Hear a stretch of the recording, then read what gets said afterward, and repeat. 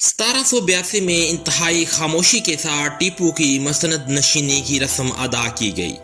تخت نشینی کے وقت ٹیپو سلطان کی سلطنت شمال کی طرف دریائے کرشنا، جنوب کی طرف ریاست رچناپلی، مشرق میں مشرقی گھاٹ اور مغرب میں ساحل سمندر تک پھیلی ہوئی تھی۔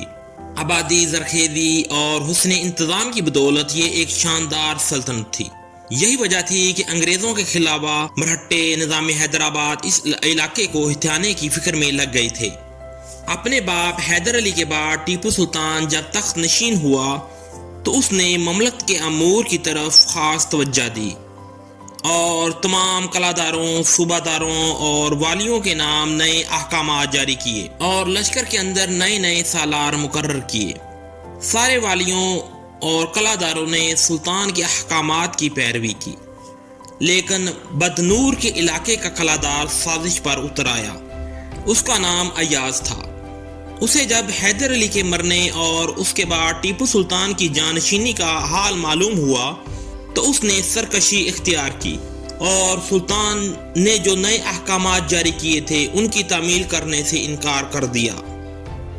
نہ صرف انکار کیا بلکہ وہ اس سے بھی آگے بڑھا اور انگریزوں سے جا ملا اور انگریزوں کے ساتھ گٹھ جوڑ کر کے بدنور کے شہروں میں فتنہ و فساد برپا کرتے ہوئے انگریزوں کو دعوت دی اور جن علاقوں پر وہ حاکم تھا وہ علاقے انگریزوں کے حوالے کر دیے اور انگریزوں نے قلعہ داروں کی حیثیت سے اسے بحال رکھا۔ ایاز کی اس بغاوت اور سرکشی نے سلطان ٹیپو کو بڑا مایوس کیا۔ وہ اس سے ایسی توقع ہرگز نہیں رکھتا تھا۔ انگریز پہلے ٹیپو سلطان اور اس کے باپ حیدر علی کے خلاف تھے۔ اس علاقے میں جو فرانسیسیوں کی نو آبادیاں تھیں وہ بہرحال حیدر علی سے بھی تعاون کرتی رہی تھیں اور ٹیپو سلطان کو بھی انہوں نے تعاون کا یقین دلایا تھا۔ ٹیپو سلطان جب تک نشین ہوا تو 2000 فرانسیسیوں نے اپنی خدمات سلطان کو پیش کی تاکہ انگریز اگر سلطان کے خلاف حرکت میں آئے تو فرانسیسی سلطان کی مدد کر سکیں۔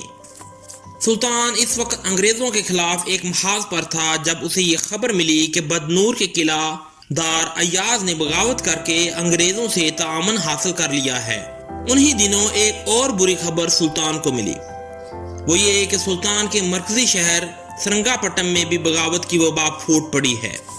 وہاں خبر نویسوں کا جو سربراہ تھا اس نے سرنگا پٹم کے قلعہ داروں کو اپنے ساتھ ملا لیا اور تیز رفتار قاصد انگریزوں کی طرف بھجوائے اور انہیں ترغیب دی کہ ٹیپو سلطان اس وقت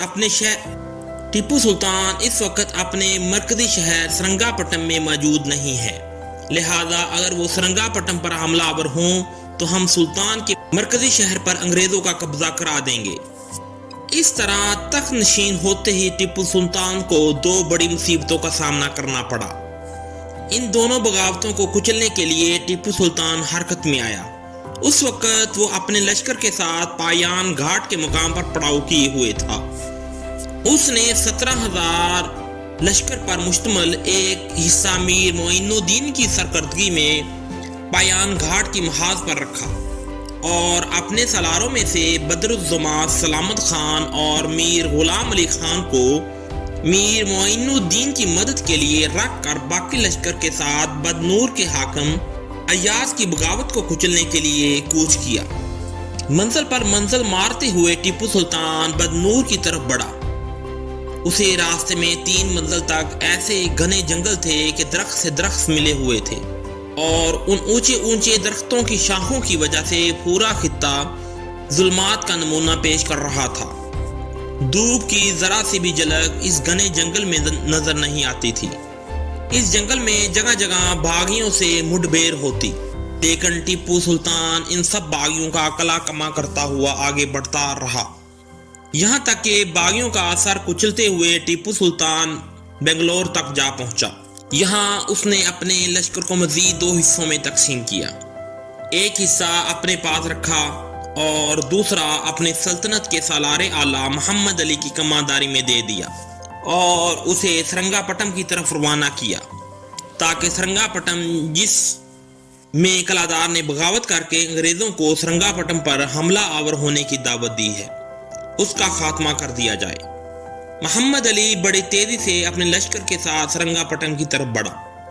سرنگا پٹم کے قریب پہنچ کر محمد علی نے باغی قلعہداروں کو دوستی کا پیغام پہنچایا کہ اگر اجازت ہو تو میں تنہا ایک رات اپنے گھر میں گزار لوں، گھر والوں اور بچوں سے مل کر صبح کو شہر سے نکل جاؤں گا۔ قلعہ دار اس کے اس باعزت سلوک سے بڑا خوش ہوا اور قلعہ کے محافظوں کو اس کے داخلے کی اجازت دے دی۔ جب محمد علی نے موقع کو حسب حال پایا تو رات کے وقت اپنے لشکر کو تیار رہنے کا حکم دیا۔ اس نے قلعے کی دیواروں کے پاس اپنے لشکر کو گھات میں بٹھا کر تاکید کی کہ جس وقت وہ قلعے میں حملہ کرنے کا بگل بجائے گا تو بغیر کسی رکاوٹ کے قلعے میں داخل ہو جانا، فصیل برج اور شہر کے حصار پر قبضہ کر لینا۔ پھر ایسا ہوا کہ رات کے وقت اپنے 50 محافظوں کے ساتھ محمد علی سرنگا پٹم کے دروازے پر نمودار ہوا۔ دروازوں کے محافظوں کی مشقیں کسوا کر وہاں اپنے ساتھیوں کو مقرر کر دیا، ساتھ ہی اس نے بغل بجا دیا۔ جو لشکر باہر تھا بغل کی آواز سنتے ہی تیزی کے ساتھ قلعے میں داخل ہوا۔ جو ہی لشکر قلعے میں داخل ہوا، محمد علی نے فوراً اپنی کارروائی شروع کر کی۔ قلعے دار اور اس کے نائب اور ساتھیوں پر حملہ کیا اور انہیں گھروں سے کھینچتے ہوئے باہر لا کر قید کر دیا۔ اس طرح سرنگا پٹم میں اٹھنے والی بغاوت کو محمد علی نے بڑی ترغیب اور جانثاری کے ساتھ ختم کر دیا۔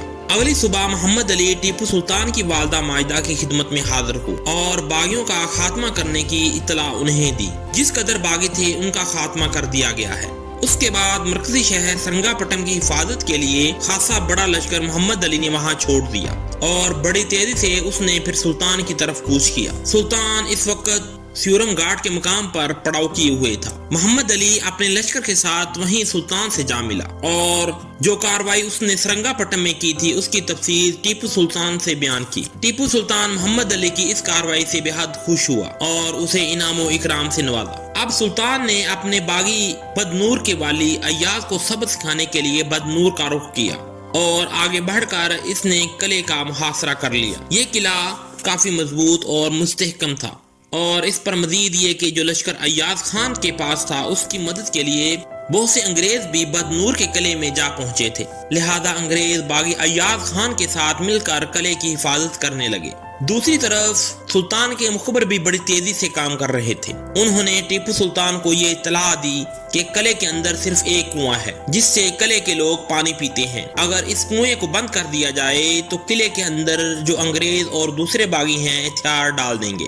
یہ خبر بڑی کارگر ثابت ہوئی۔ سلطان نے حکم دیا کنویں کے قریب جو دیوار ہے اس پر اس طرح گولہ باری کی جائے کہ دیوار کنویں کے اندر گر جائے اور کنواں بند ہو جائے۔ اس پر فوراً عمل کیا گیا۔ اس انداز میں گولہ باری کی گئی کہ قلعے کی دیوار واقعہ گر کر کنویں میں جا گری۔ اس طرح قلعے والے پانی کی قلت کی وجہ سے مرنے لگے، ساتھ ہی قلعے کے اندر غلے کے ذخیرے بھی ختم ہونے لگے اور غذا کا ایسا کال پڑا چاول کے ایک ایک دانے کو لوگ ترسنے لگے۔ جب قلعے کے لوگ پیاسے مرنے لگے تو انہوں نے ایک قدم اٹھایا۔ رات کے وقت تقریباً 1000 مسلح نوجوانوں کی حفاظت میں 3000 باشندے قلعے سے باہر نکلے۔ تانبے اور مٹی کے برتن اٹھائے۔ قلعے کے باہر تھوڑے فاصلے پر ایک تالاب تھا۔ اس تالاب سے انہوں نے برتنوں میں پانی بھرا اور پھر دوبارہ قلعے میں واپس چلے گئے۔ دوسرے دن جب ٹیپو سلطان کو اس واقعے کی خبر ملی تو اس نے تالاب کے ارد گرد اپنے لشکر متعین کر دیے۔ اس طرح قلعے کے اندر پانی ختم ہو گیا۔ دوسری بار قلعے والے ہمت نہ کر سکے کہ باہر نکل کر تالاب سے پانی حاصل کر سکے، لہذا قلعے والوں نے ہتھیار ڈال دیے۔ قلعے کے اندر جو دولت تھی ایاز اسے سمیٹ کر انگریزوں کی طرف بھاگ گیا۔ قلعے کے اندر جو نائب والی تھا اس نے رات کے وقت قلعے سے نکل کر سلطان کے سالار محمد علی کے پاس جا کر پناہ لے لی۔ اس طرح بدنور پر سلطان کا قبضہ ہو گیا اور قلعے میں جس قدر انگریز اور باغی تھے سب کو گرفتار کر لیا گیا۔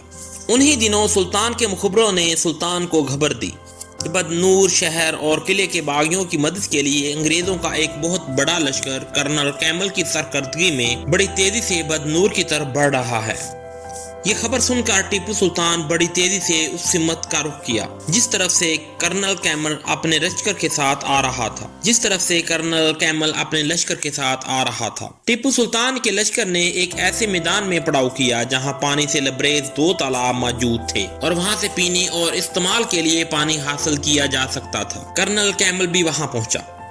دونوں لشکروں میں گھمسان کی جنگ ہوئی۔ کرنل کیمل کا خیال تھا کہ وہ بہت جلد ٹیپو سلطان اور اس کے لشکر کو شکست فاش سے دوچار کر دے گا، اور انہیں سرنگاپٹم کی طرف مار بگائے، لیکن اس کی بدقسمتی کہ اس جنگ میں اسے بدترین شکست فوج سے دوچار ہونا پڑا اور وہ شکست کھا کر اپنی جان بچا کر بھاگ گیا۔